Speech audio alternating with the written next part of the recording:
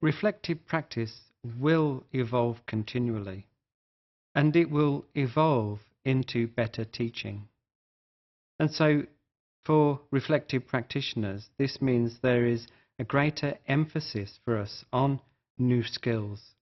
And also it has important implications for us as reflective practitioners as we reflect on practice. The 21st century reflective practitioner, the modern teacher, will favour approaches which are student-centred in their teaching rather than teacher-centred. For example, problem-based learning and project-based learning, where students are collaborating, working together, exploring and investigating, asking questions and finding answers to those questions themselves, are approaches that the 21st century reflective practitioner will use. Problem-based learning and project-based learning allow students to collaborate. They allow students to work together on real-life problems, on authentic problems, and they allow students to engage with others, with their peers, and so become a community of learners in their school. And these are very powerful ways to implement curriculum content. And these are very powerful ways to help students develop higher order skills rather than lower order skills.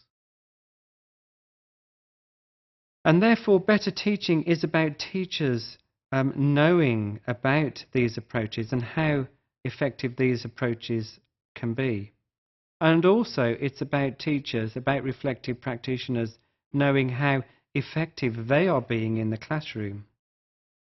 But the key problem currently is that reflective practitioners are still not applying approaches which can lead students into the future. I mean, what research shows is that a lot of instructional time in the classroom is still very much teacher-centered rather than student-centered. And even when class sizes are reduced, the focus for the approach to teaching stays on teacher-centered methods rather than student-centered methods. And in terms of better teaching, when students collaborate, the reflective practitioner expects a certain amount of noise because students are communicating with each other. And when a teacher is not as prepared to work with students in student-centered ways, perhaps using problem-based learning, project-based learning, then such noise can actually become something unproductive. Too much noise in the classroom, or noise which is off task, actually is non-productive learning.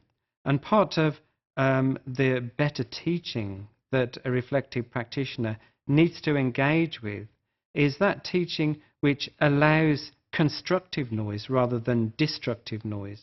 And so what the reflective practitioner is aiming to do is to become more expert in their skills, to become better teachers, and certainly better teachers in terms of student-centered strategies and managing these approaches very productively. And student-centered methods demand that teachers are knowledgeable about a broad range of topics and subjects, and they're prepared to quickly and easily make in-class decisions about the progress of a lesson and the strategies that they're using. So rather than applying approaches mechanistically and unthinkingly, they're applying approaches in a very thoughtful and productive way and changing and adapting to situations as they occur in the classroom. And so part of the 21st century reflective practitioner skills relates to greater collaboration between practitioners, because it's through collaboration and through communities of practice that individual teachers can become more expert and therefore engage in better teaching in their classroom.